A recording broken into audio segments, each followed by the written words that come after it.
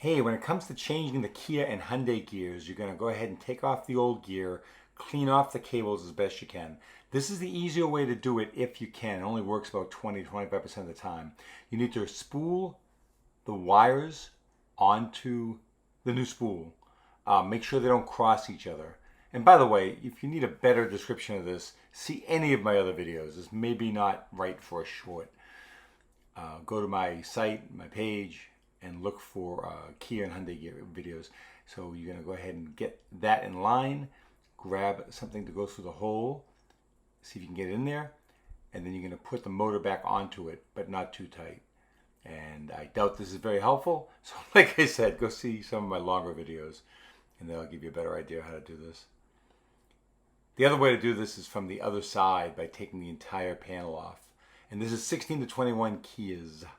Good luck.